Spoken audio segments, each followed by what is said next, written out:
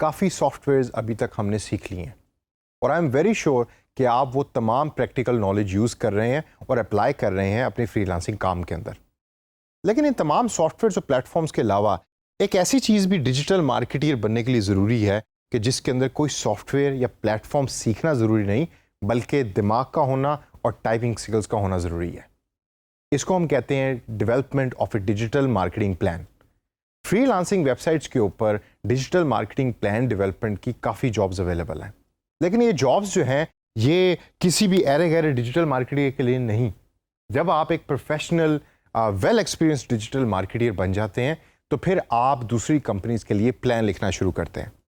ज़रूरी नहीं कि फ्रीलांसिंग के लिए या फ्रीलांसिंग की वेबसाइट यूज़ करके आप इंटरनेशनल क्लाइंट के लिए डिजिटल मार्केटिंग प्लान बनाएं।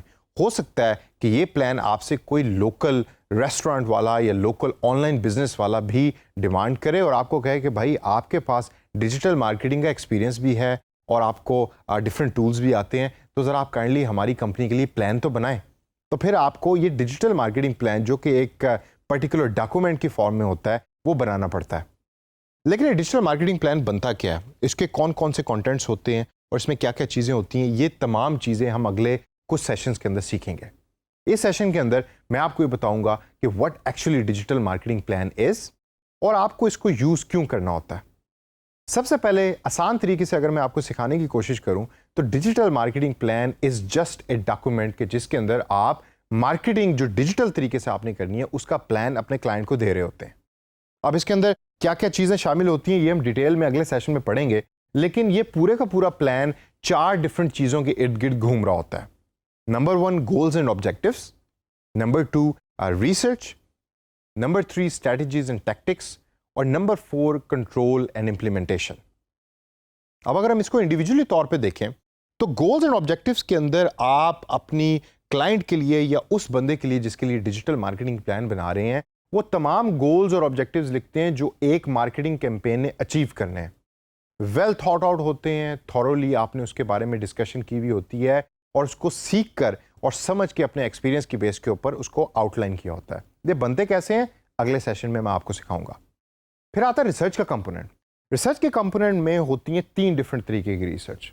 Number 1 customer research, number 2 competitor research, जी हाँ, जो कंपनी आपकी कंपटीशन में है उसकी भी रिसर्च आपने करनी होती है, और नंबर 3 मार्केट रिसर्च की जेनेरिकली मार्केट में क्या हो रहा है, ये भी डीएम प्लान यानी कि डिजिटल मार्केटिंग प्लान का हिस्सा होती हैं।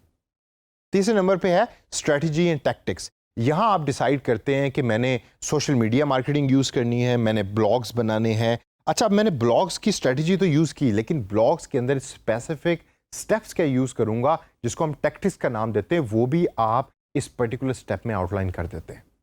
और लास्ट के अंदर आता है कंट्रोल एंड इम्प्लीमेंटेशन, जिसके अंदर आपने गोल्स भी बता दिए और आपने डिफरेंट प्लेटफॉर्म्स के बारे में भी बता दिया, और अब आपने एक मैकेनिज्म डिसाइड कर लिया कि जिसके थ्रू आपने डिजिटल मार्केटिंग प्लान को या डिजिटल मार्केटिंग को कंट्रोल करना है और उसके बाद इंप्लीमेंट करके उसका रिव्यू करना है। ये होता है लास्ट पार्ट उस पर्टिकुलर रिपोर्ट का जो आप बना के अपने क्लाइंट को देते हैं।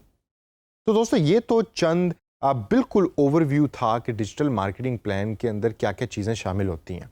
डिटेल में हम आगे चल के देखेंगे, लेकिन डिजिटल मार्केटिंग प्लान यूज़ क्यों होता है और क्यों करना चाहिए। मैंने तो यही सुना है कि, और आपने भी यही सुना होगा कि भाई डिजिटल मार्केटिंग तो एक अप्लाइड फील्ड है, उसके अंदर तो अगर आपको गूगल एडवर्ड्स आता है तो आप बादशाह हैं।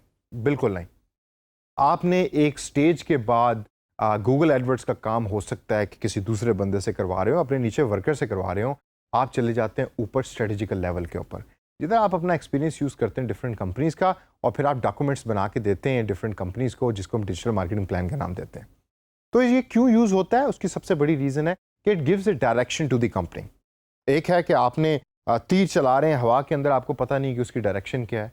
दूसरा ये है कि एक डॉक्यूमेंट वेल डॉक्यूमेंटेड तरीके से कंपनी में पड़ा है और वो डायरेक्शन देता है clear and specific to the company कि हमने करना क्या है और हम वो कर क्यों रहे हैं। ये डिजिटल मार्केटिंग प्लान आपको नॉलेज देता है डिफरेंट चीज़ों के बारे में, कंपटीशन के बारे में नॉलेज देता है, आपको आपके कस्टमर के बारे में बताता है, जो ज़्यादातर हम नॉलेज गेन नहीं कर रहे होते जब हम अप्लाइड काम कर रहे होते हैं डिजिटल मार्केटिंग के लिए। हालांकि मैंने आपको जगह जगह सिखाया कि आपने रिसर्च ज़रूर करनी है, लेकिन डिजिटल मार्केटिंग प्लान जब आप बनाएंगे तो आपको नॉलेज एक कंबाइंड फॉर्म के अंदर एक डॉक्यूमेंट के अंदर मिलेगा। फिर आपको ये एक कंबाइंड तरीके से स्ट्रीमलाइन कर देता है वैल्यू प्रोपोजिशन को, यानी कि आपकी कंपनी या वो क्लाइंट जिसके लिए आप एक काम कर रहे हैं वो क्या क्या चीज़ें वैल्यू प्रपोज कर रही है या वैल्यू दे रही है अपने कस्टमर्स को, वो तमाम एक डॉक्यूमेंट के अंदर आपके सामने एक शेप में आ जाती है।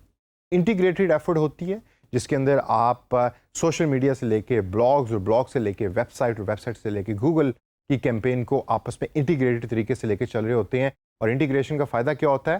उसका फ़ायदा ये होता है कि जब तमाम कैंपेन्स एक तरीके से डिज़ाइन है तो उसकी इफ़ेक्टिवनेस ज़्यादा है एज़ कम्पेयर टू अलग अलग तरीके से डिज़ाइन कैंपेन की। और लास्ट के अंदर है बजट। आपके सामने एक वेल डिफाइंड बजट होता है और आपको पता होता है कि मैंने ये बजट किस तरीके से यूज़ करना है और बजट को यूज़ करके ऑप्टिमाइजेशन तरीके से किस तरीके से मैंने मार्केटिंग कैंपेन चलानी है। ये तमाम चीज़ें आपको मिलती हैं डीएम प्लान में, जो एक डॉक्यूमेंट होता है। इसलिए मैंने स्टार्ट में आपको कहा था कि डीएम प्लान बनाने के लिए सॉफ्टवेयर की स्किल या प्लेटफॉर्म की स्किल ज़रूरी नहीं है। इसके लिए आपको दिमाग चाहिए, आपको एक्सपीरियंस चाहिए और आपको राइटिंग स्किल्स चाहिए। तो दोस्तों, ये था generic overview of A digital marketing plan. अब आगे चल के सेशंस के अंदर मैं इसको ब्रेक करूंगा और डॉक्यूमेंट के डिफरेंट सेक्शंस को डिटेल के अंदर डिस्कस करूंगा। तो मेरे साथ रहिए।